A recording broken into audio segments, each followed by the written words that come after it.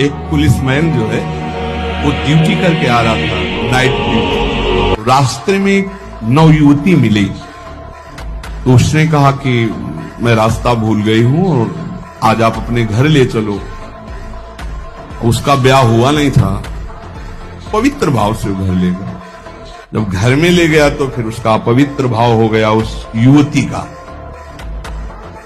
वो तो घर ही था।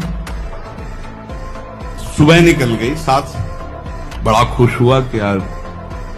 दूसरे दिन फिर वहीं मिली तो उसने कहा आज तो घर नहीं भटकी होगी। बोले नहीं, कल से हमारी आपकी मित्रता होगी, हम रोज आपको यहीं मिला करेंगे। अब वो मानसिक शक्ति से युक्त वो पुलिस में और वो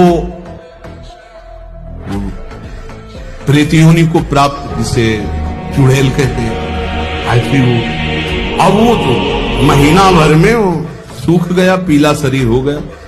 वैद्य के पास गया तो वैद्य ने कहा कि ऐसी दशा किसी शारीरिक सहवास से नहीं होती, तुम्हारा कोई मतलब एक अलौकिक शक्ति है जो तुम्हारा शोषण कर रही है, वो स्त्री नहीं है।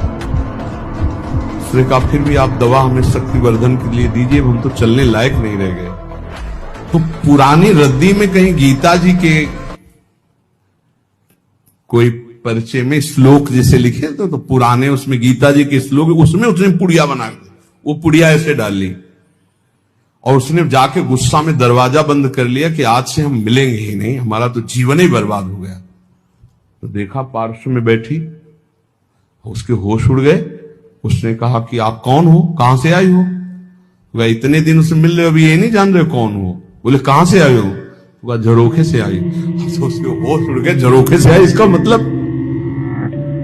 तो उसने कहा दूर क्यों हो, तुम आते ही हमारे को स्पर्श करती थी, आज स्पर्श। बोले पुड़िया हटाओ जेब से।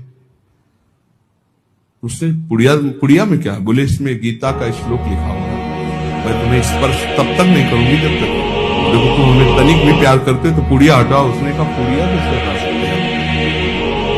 उस दिन वो बैठी रही पर स्पर्श नहीं हुआ और समय आने पर चली गई। दूसरे दिन उसने गीता का पूरा जेब में रख लिया और जहां आती ना यदा यदा धर्मस्य ग्लानिर्भवति, आना ही बंद हो गया।